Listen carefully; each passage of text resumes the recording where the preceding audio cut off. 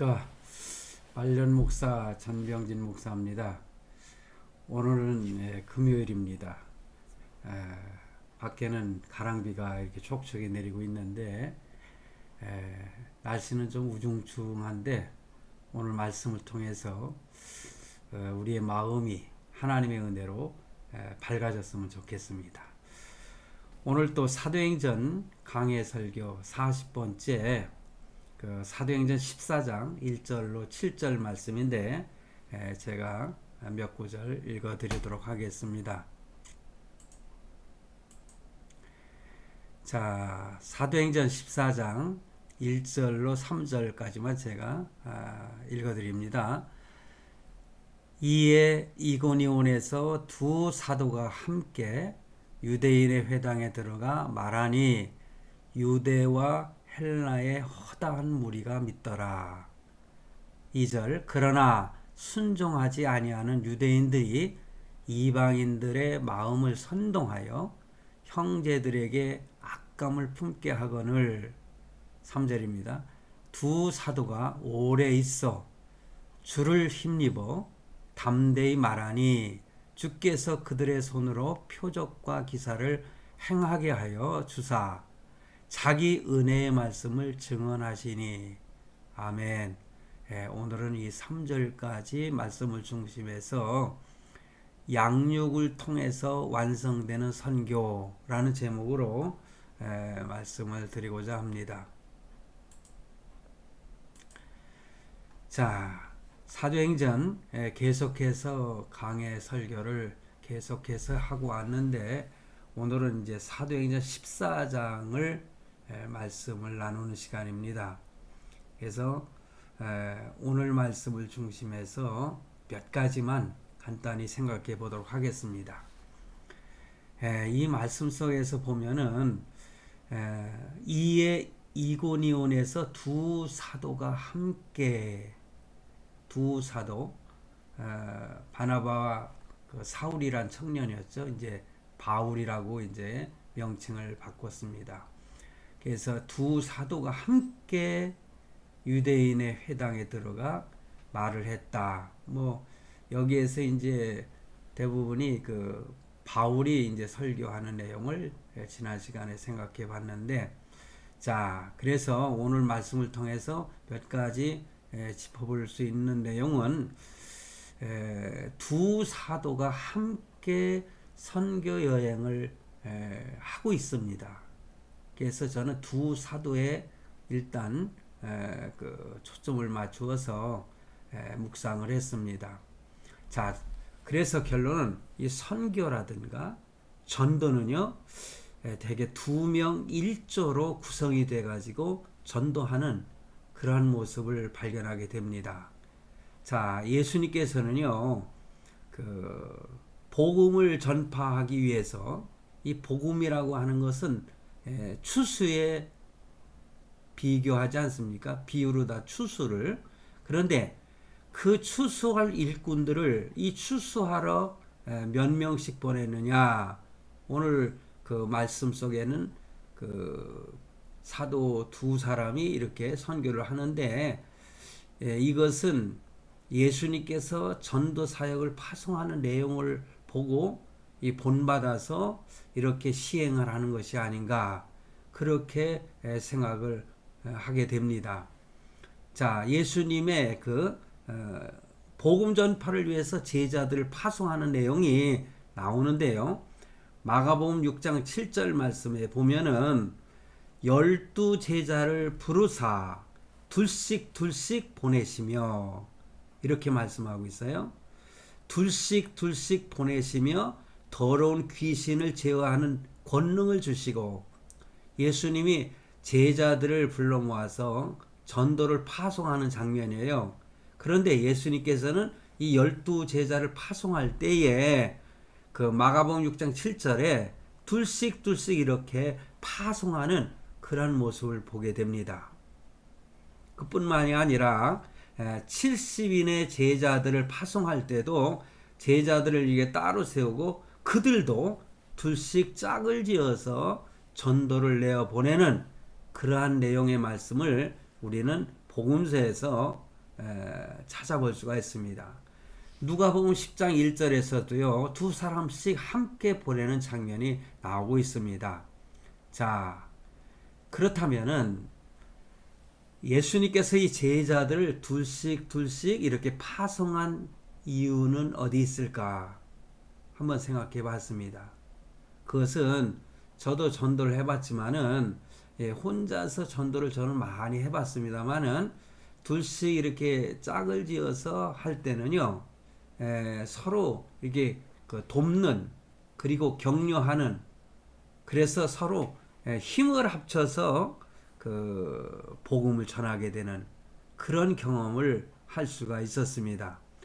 대개 저는 그 전도 프로그램에 여러 번 참석해서 세미나를 참석해가지고 훈련을 받은 적이 있습니다. 그 중에서 제일 기억이 나는 게 이 전도 폭발이 있지 않습니까? 혹시 전도 폭발 훈련을 받으신 분들은 그렇지 하고서는 이해를 하실 거예요. 전도 폭발을 갖다가 성남에 있는 그 할렐루야 교회인가요? 어딘가 거기 가가지고 그것도 한 주간 동안 함께 합숙을 하면서 전도 폭발 훈련을 받은 적이 있어요. 그때 이제 그 전도 내용을 다 외우고 그러면서 둘씩 짝을 지어가지고 파송받아가지고 여기저기 다니면서 전도했던 그런 기억도 납니다. 그리고 돌아와서는요, 자기가 그 전도한 내용이나 그 열매를 간증을 하는 그런 순서를 갔거든요. 그래서 저도 교회에 돌아와가지고 성도들을 이렇게 전도 훈련을 시킬 때에 이런 전도 폭발에서 배운 것처럼 열심히 복음을 이런 것을 전해야 된다. 그래가지고 사실 저는 전도지를 따로 이렇게 만들어서 전도를 했거든요. 교회 목회하면서. 자, 그 내용은요, 제가 나중에 이 전도지를 여러분들한테 보여주면서 그 전도지 내용에 관해서 말씀을 드리고, 어떻게 전도하는 것이 좋다. 이런 말씀을 제가 드릴 때가 있을 겁니다. 왜냐하면 오늘 말씀을 증거하고 나서는 그렇게 하지 않을 수 없는 상황에 처할 수밖에 없습니다. 자, 그 원인이 무엇인가는 오늘 말씀 속에서 여러분들 찾으시기 바랍니다. 이렇게 자 예수님께서 이렇게 제자들을 둘씩 파송하는 내용이 나오는데 바로 이것을 경험했던 제자들이 초대교회에서 이렇게 선교를 하거나 나가서 전도할 때에 개개인 혼자서 나가서 하는 것이 아니라 어쩌면 모델로 삼았지 않은가 그렇게 생각을 해요. 그러니까는 사도들이 예루살렘에서 또 전도하고 이제는 하나님께서 그 예루살렘의 성도들이 많이 이렇게 성장을 하니까 갑자기 그 핍박이 오지 않았습니까? 핍박이 와가지고 이리저리 흩어지는 그래서 그 안디옥에 이르러서 안디옥 교회도 세우고 여러 교회를 이렇게 세우게 됩니다. 그러면서 안디옥 교회가 오늘 말씀 속에서 보면은 12장, 13장 이렇게 쭉 내용을 보면은 하나님의 복음 전파를 위해서 선교를 위해서 그 안디옥 교회가 성령의 지시를 받아 바나바와 사울을 따로 세우고 금식하고 기도한 후에 두 사람에게 안수하여 선교사로 파송했다. 그런 내용이 나와 있지 않습니까? 그러니까 오늘도 두 사도가 함께 이고니온에 들어가서 복음을 전하고 있는 것입니다. 그래서 이 두 사도는 제1차 선교 여행을 하면서 둘이 함께 협력하고 복음을 열심히 전파하는 모습을 그동안 또 살펴보고 또 계속해서 그 내용의 말씀을 우리가 알게 될 것입니다.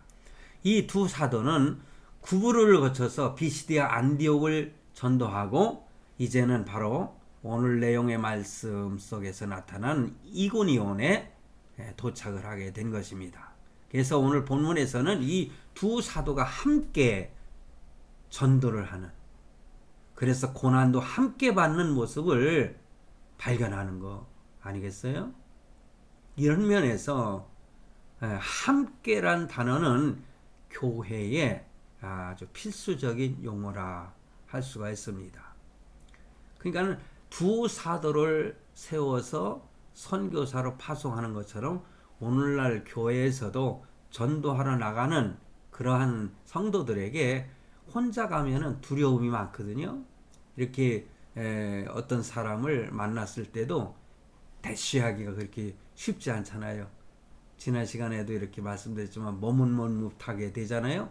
근데 그 여기 사도들은요, 거침없이 이렇게 사람들에게 복음을 전하는 그런 내용을 발견하지 않습니까? 그래서 교회에서 이렇게 전도 파송할 때에 둘씩 짝을 지어 그래서 단어를 함께 투게더 함께라고 하는 단어, 바로 이것은 교회에서는 아주 필수적인 용어라고 생각을 합니다. 교회는 함께하는 공동체입니다. 그러나 참 요즘 현대에 와서는요, 뭐 어떤 교회는 크게 부흥한 교회들 내용을 보면은 너무나 교회에서 개개인 성도들에게 뭐 신방도 자주 안 하고 자기들 뭐 이렇게 그 마음에 맞게 뭐 하고 싶은 대로 신앙생활 하도록 이렇게 버려두면 그것이 오히려 더 유익이 되고 교회가 성장했다. 그래서 강남 어느 교회는 그렇게 목회를 했기 때문에 교회가 크게 성장을 했다. 이렇게 말하는 그런 내용도 전 들어보고 있습니다. 그 교회도 방문을 했습니다만은 정말 그래서 부흥이 됐는지 아닌지는 확실하게는 모르겠어요. 그래서 현대에 와서는요, 이 개인적인 특성이 아주 강하기 때문에 이 함께 하는 것을 기피하는 현상이 많이 나타난다는 거예요. 그러다 보니까는 요즘에는 가족도 대가족이 아니라 소가족으로 그러니까는 부부만이 따로따로 이렇게 사는, 그래서 과거 우리들 조상들은 아주 여러 대가 모여서 함께 생활했잖아요. 그런데 지금은 이렇게 각각 개인주의가 너무 강하다 보니까는 따로 이렇게 사는, 그래서 함께 하는 것을 기피하는 현상이 많이 나타나서 탈교회적인 기류가 흐르기 때문에 참 어찌 보면은요, 함께라고 하는 의미를 참 뭐라고 할까 그 퇴색시켜 버리는 그런 잘못된 현상이 사실은 나타나고 있는 겁니다. 근데 거기에 맞춰서 이렇게 목회도 하고 그런 것이 진정한 의미가 바른 것이 되는가, 저는 아직도 의문을 가지고 있습니다. 그래서 교회는 출석하지만은 교회에 매이기를 꺼려하며 거부하는 교인들이 많이 있습니다. 뿐만 아니라 교회에 출석은 하지만 교회에는 깊숙이 빠지는 것은 골치 아픈 일이다, 이렇게 생각을 하고 별로 이렇게 함께 교제하지 않는, 자기네들끼리만 그냥 예배만 드리고 그냥 돌아가는, 뭐 헌금만 하고 자기가 할 일은 다 했다, 그렇게 생각하는 그런 성도들이 많이 있는 것을 보게 됩니다. 그래서 주일 예배만 드리고 헌금만 하고 다른 모임에는 절대로 참여하지 않는 것, 바로 이것이 오히려 현명한 신앙생활이라고 생각하는 그러한 사람들이 많이 있다는 것이죠. 그래서 어찌 보면 대형교회를 선호하는 것이 아닌가 그렇게 생각을 합니다. 왜냐? 대형교회에 가면은 자기를 숨길 수가 있잖아요. 저는 이제 개척을 해서 작은 교회로부터 이렇게 출발을 했기 때문에 너무나 그런 경험을 하게 됐습니다. 그리고 제가 부교육자 시절에는 정말 큰 교회에서 부교육자 할 때는 뭐 몇백 명씩 모이는 교회에서 하는 그런 특성을 경험한 그런 목사로서 오늘 이 말씀을 증거하며 생각하는 것은 그러기 때문에 대형교회를 많이 선호하는구나, 그렇게 결론을 내릴 수밖에 없는 것입니다. 자, 성도 여러분, 우리 한번 깊이 생각해 봐야 됩니다. 그것이 옳은 것이냐? 그것이 하나님이 원하시는 것이냐? 기뻐하시는 것이냐? 이것은 우리가 깊이 묵상하면서 하나님의 말씀과 비추어서 우리는 판단해야 되지 않겠나? 저는 그렇게 생각을 해요. 무엇이 성경적이고 무엇이 바른 신앙생활인지 우리는 밝히 깨달아야 되지 않겠어요? 그래야 오늘날에 와서도 우리는 바른 신앙을 할 수가 있지 않겠나? 저는 그렇게 생각을 합니다. 자, 기독교 신앙에는 우리가 원론적인 것을 생각해 볼 때에 참 개인적인 면과 이렇게 단체라고 할까요? 이런 이중적인 성격을 띠고 있다고 저는 생각을 해요. 구원의 문제도 마찬가지입니다. 그러나 이것이 개인 구원이냐 사회 구원이냐 이런 것을 제가 설명하고 말씀드리려고 하는 것은 결코 아닙니다. 왜냐하면 구원 관계는 하나님과 나와의 1대1의 관계이기 때문에 이건 개인적인 것이죠. 그러니 구원 관계는 사실 맨투맨 하나님과 나와의 직접적인 관계 속에서 이루어지는 결과라고 하는 것이죠.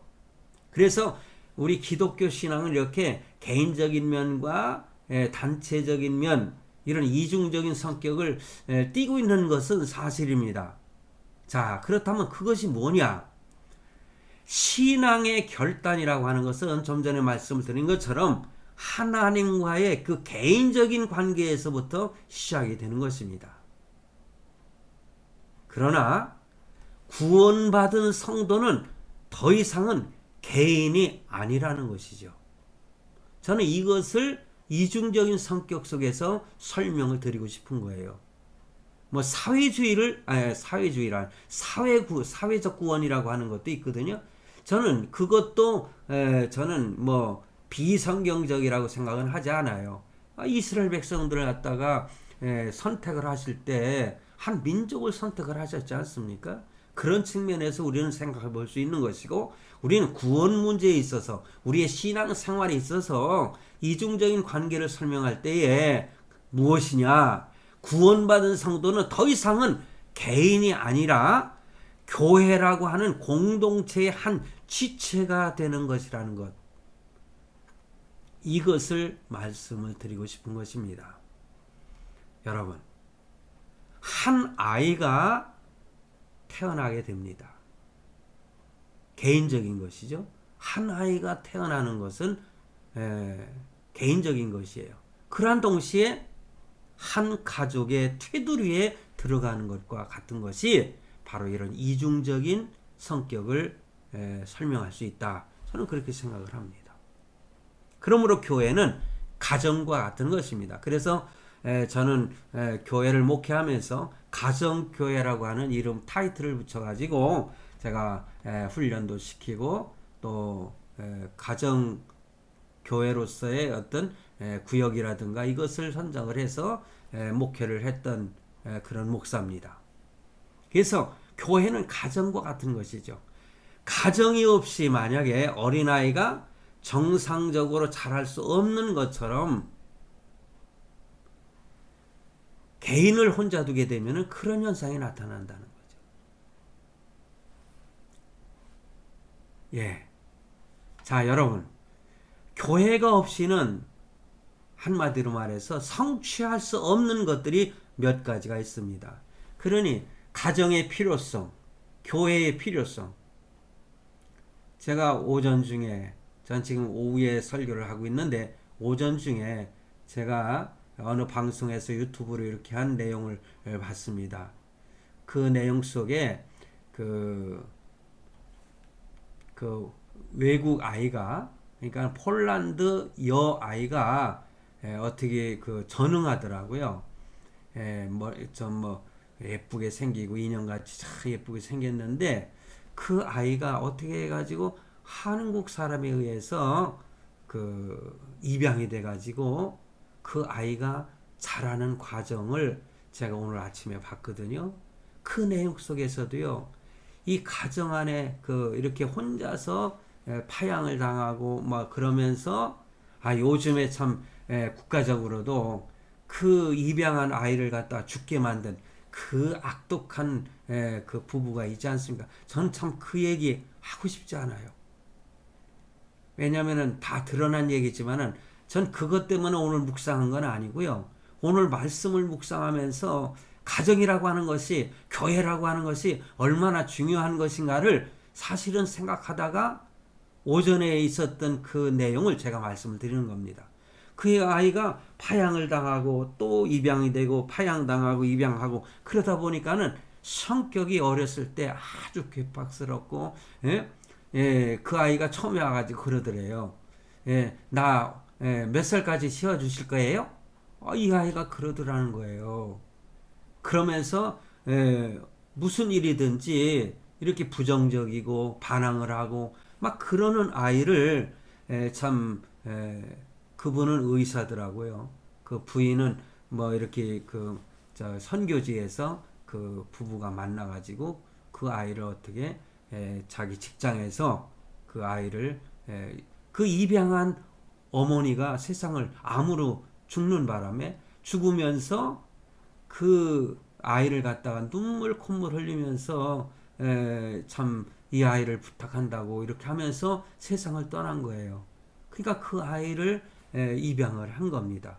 처음에는 반대하는 식구들도 많이 있었지만은 입양을 해가지고 그 아이가 성장하는 과정. 그러니까 박야가라고 한가요? 좀 머리가 그 지능이 좀 떨어지는 아이였기 때문에 더 키우기가 힘든 것이죠. 그래서 그 아이가 이렇게 자라면서 이제는 그 가정에서 홀로 이제 파양당할 위험이 자기는 그 두려움이죠. 그것이 없다는 것이 사라지면서 애가 정상적으로 돌아온 것을 제가 오늘 그 영상을 통해서 제가 보게 됐습니다. 이렇게 가정이 없이 자라는 아이들이 어찌 보면은 참 성격이 특이해져 가지고 반항심이 많고 부정적인 세상에 대해서 이런 경우가 많이 있는 것이죠. 자, 뭐 요 정도 설명하면은 제가 말씀을 드리고자 하는 내용을 이해를 할 것입니다. 그러니까는 교회가 없이는 성취할 수 없는 것들이 한두 가지가 있는데 많이 있지만은 제가 줄여서 한 두 가지만 말씀을 드리려고 합니다.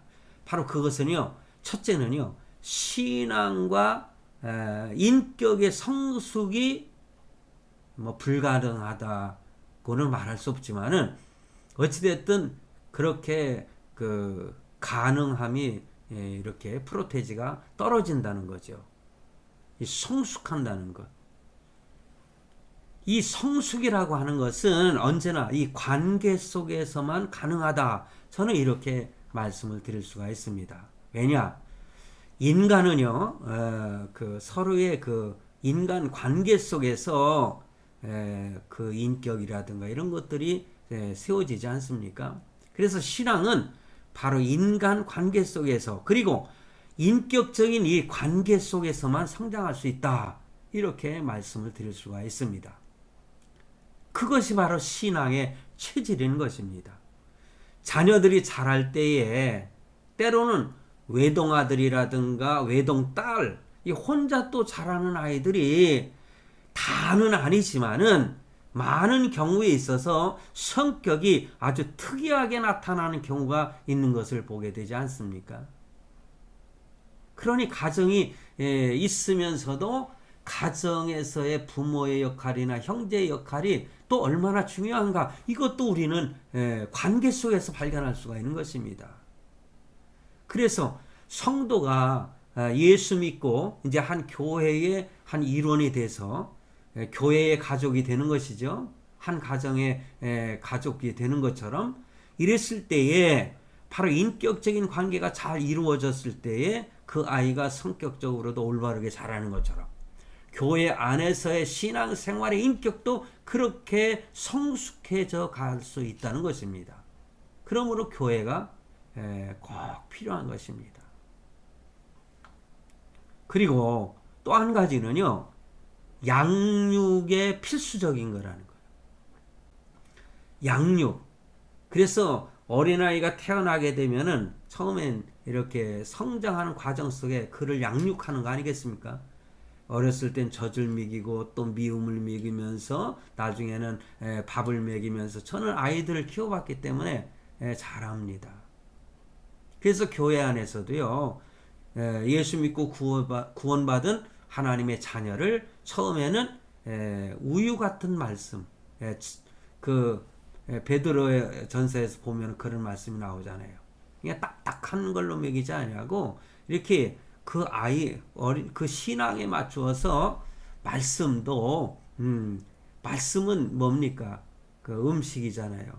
예? 이 말씀을 먹여야 되지 않습니까? 마찬가지로 그 양육할 때 먹이는 말씀과 성장한 사람들에게 주는 말씀이 또 다를 수가 있다는 것입니다. 그래서 오늘 말씀 속에서 보면은 두 사도가 오래 있어 주를 힘입어 담대히 말하니. 자, 이군이 오늘 본문이 나타나고 있는 그 교회의 그 내용입니다. 두 사도가 그 교회에 오래 있었다. 그래서 주를 힘입어 담대히 말하니. 요 힘입어라는 말씀, 주를 힘입어라는 것은 사실은 주님이 가르치신다는 그런 의미가, 원어적인 의미가 포함되어 있습니다. 그래서 주를 힘입어 담대히 말하니. 그러니 그곳에서 오래 있으면서 이 제자들이 도대체 무엇을 했겠습니까? 두 사도는 바로 이고니온에서 오래 있었다고 하는 것은 그 증거는 뭐냐? 허다한 무리가 거기에서 예수 믿는 성도가 많이 생겨났지 않습니까? 그런데도 오래 머물렀다. 바로 그것은 양육을 위해서였을 것이다. 저는 그렇게 생각을 합니다. 이제 이고니온에서 허다한 무리가 믿었는데 그들이 오래 그곳에 머물면서 새로 예수 믿는 성도들에게 하나님의 말씀으로 이렇게 차곡차곡 가르치면서 양육을 했다는 거죠. 그래서 오늘 말씀 속에 찾을 수 있는 게 양육에 힘썼을 것이라는 말씀으로 저는 설명을 드릴 수가 있습니다. 자, 그런데요, 이 두 사도는요, 이고니온에서만 이렇게 머물러 있었던 것은 아닙니다. 바울의 선교의 특징 가운데 하나는 바로 양육이거든요. 자, 그 사도행전을 보면은, 사도행전 19장 10절 말씀에 보면은, 에베소 교회에서는 2년 동안을 머물면서 가르치는 그런 내용이 나옵니다. 그리고 사도행전 18장 11절에 보면은 고린도에서도요 1년 6개월 동안을 가르치는, 뭘 가르치겠어요? 하나님의 말씀을 가르치는 거예요. 그리고 수리아 안디옥이라는 곳에서도 1년 동안 가르치는 모습이 사도행전에서 잘 나타나고 있습니다. 이런 측면에서 볼 때 여러분, 아무리 교인 수가 많으면 무슨 소용이 있겠습니까? 교육이 되지 않으면, 양육이 되지 않으면 성장할 수도 없고 결국에 가서는 오합지졸에 불과한 것입니다. 예를 들어서 이스라엘 백성들은 광야에서 하나님의 구원을 체험했지 않습니까? 홍해 바다를 건너면서 그들을 애굽에서 이렇게 탈출시켰지 않습니까? 그리고 많은 기적을 목격을 했습니다. 그런데도 이스라엘 백성들은 하나님을 향해서 원망하고 불평하고 자기의 마음에 들지 않으면은 이렇게 하나님 원망하고요, 지도자를 원망하고 막 그러지 않습니까? 예, 목이 마르면 목이 마르다고 누구의 모세에게 원망을 하니까는 참 모세가 참 하나님의 능력을 받아서 쓴 물을 갖다가 왜 이렇게 쓰냐고 하는 그들에게 바위를 쳐서 참 물을 내게 하셔가지고 참 백성들을 먹이고, 그런 내용이 나오는데, 그런 내용 속에 참 모세가 화를 낸 거에 대해서도 그 성경에 보면은 그 부분이 잘못돼 가지고 뭐 그 해석하는 부분이 있습니다. 가나안 땅에 들어가지 못했다, 뭐 이런 해석이 있거든요.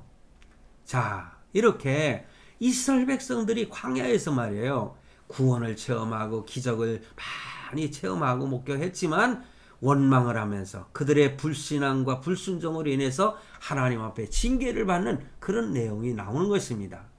결국 가나안에 들어가지 못하고 참 모두 죽는, 그러니까 누굽니까? 여호수아와 갈렙만이 애굽 땅에서 나온 백성들 가운데서 두 사람만 들어간 거예요. 그리고 40년 동안 광야에 머물면서 태어난 자식들 후손들만 여호수아와 갈렙 둘하고 가나안으로 들어간 것입니다.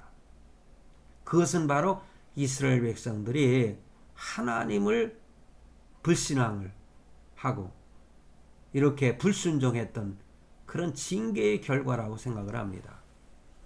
자, 그래서 모세가 한 가지 결단을 합니다.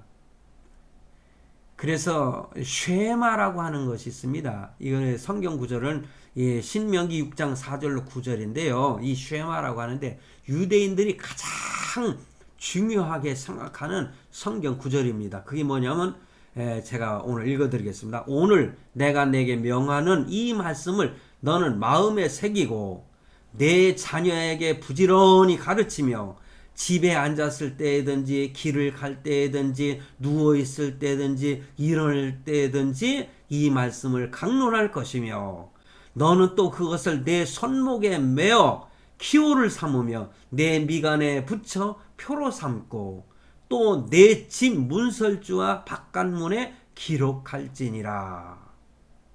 모세는 이렇게 이스라엘 백성들에게 그 자녀들에게 그 후손들에게 하나님의 말씀을 부지런히 가르치는데 참 집에 있을 때나 뭐 길을 밖에 나갈 때나 누워 있을 때나 일어날 때나 그 하나님의 말씀 모세 오경에 대해서 가르치라는 거예요. 그걸 쉐마라고 하는 것입니다. 여러분 그렇습니다. 아무리 무리가 많으면 뭐예요? 양육하지 않으면은 좀 전에 말씀드린 것처럼 참 오합지졸에 불과하다. 우리는 주의 군사입니다. 사단과 싸워야 돼요. 전쟁을 해야 돼요. 근데 말씀이 없이 나가서 전쟁할 수가 있겠습니까? 말씀 칼 가지고 성령의 검을 가지고 우리는 나아가서 그런데 말씀으로 이렇게 훈련을 시켜야 되는 거예요. 교회 안에서. 중요한 것입니다. 그리고 여러분 아무리 기적을 많이 보아도 소용이 없지 않습니까? 은혜를 직접 체험해도 소용이 없는 이스라엘 백성들이 놀라운 기적을 체험했잖아요. 그들은 먹는 것조차도 기적 아니었습니까? 하나님이 메추라기와 참 만나를 보내줘 가지고 그 만나 자체가 기적의 양식 아닙니까? 그 만나는 신약에 와서 하나님의 말씀이었어요. 우리는 영적인 삶 속에 늘 만나를 먹어야 돼요. 하나님의 말씀을 먹어야 돼요. 제가 어제 수요일 엊그제죠. 수요일 설교 제가 할 때에 어느 성도님께서 요청을 하셔서 제가 설교를 시작을 했는데 그분의 마음이 갈급함이 있었던 것 같아요. 하나님의 말씀을 더 가까이 하고 싶은, 근데 설교를 더 듣고 싶은 것이죠. 말씀도 보아야 되지만은 또 이렇게 설명해주는 설교를 또 들어야 말씀이 빨리 들어오는 거 아니겠어요? 그냥 양식을 먹고 싶은 거죠. 부족한 거죠. 그래서 우리는 매일매일 만나를 먹는 습관을 가져야 됩니다. 이 말씀을 듣지 않을 때에도 늘 말씀을 가지고 묵상하고 하나님께 기도하고 그걸 큐티라고 이렇게 그 경건의 훈련하지 않습니까? 그러므로 결국 성경을 배워야 성도는 재구실을 한다. 그런 것입니다. 수리아 안디옥에 있는 성도들을 보세요. 그들은 이방인이었지만은 바울과 바나바의 이 집중적인 교육을 받고 그들이 그리스도인이다. 이런 칭호를 받았지 않습니까? 그게 사도행전 11장 26절에 잘 나오고 있습니다. 여러분, 그러므로 교회를 통해서 하나님의 말씀 교육을 받는 것입니다. 그러니 교회는 잘 가르쳐야 되는 의무와 사명이 있습니다. 뿐만 아니라 성도 또한 잘 배워야 되는 의무가 있는 거예요. 그래서 양육이 없는 전도는 미완성 전도다. 그렇게 말씀을 드립니다. 그래서 오늘 제목이 바로 뭡니까? 양육을 통해서 완성되는 선교다. 전도다. 그런 말씀을 드려요. 오직 양육을 통해서 완성이 되는 것입니다. 여러분, 마태복음 28장 20절에 보면은 예수님께서 마지막으로 제자들에게 또 우리들에게 하신 말씀이에요. 내가 너희에게 분부한 모든 것을 가르쳐 지키게 하라. 가르쳐 지키게 하라. 가르치기만 하면 안 되죠. 가르침을 받은 사람은 이렇게 지켜야 되는 거예요. 말씀대로 살아야 되는 거예요. 볼지어다 내가 세상 끝날까지 너희와 항상 함께 있으리라 하시니라. 이렇게 말씀하고 있습니다. 예수님이 제자들을 데리고 다니면서 실질적인 교육을 했지 않습니까? 사도행전 2장 42절에 그 초대교회가 크게 부흥 성장한 게 뭡니까? 2장 42절에 그들이 사도의 가르침을 받아 서로 교제하고 떡을 떼며 오로지 기도하기를 힘쓰니라. 이런 사도의 가르침을 받았다는 거예요.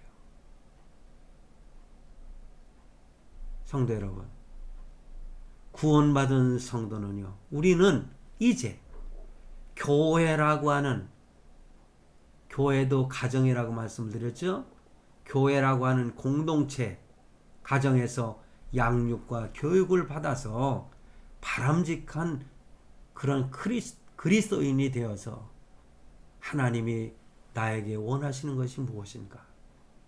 그것을 늘 묵상하고 그 말씀대로 실천하며 살려고 노력하는.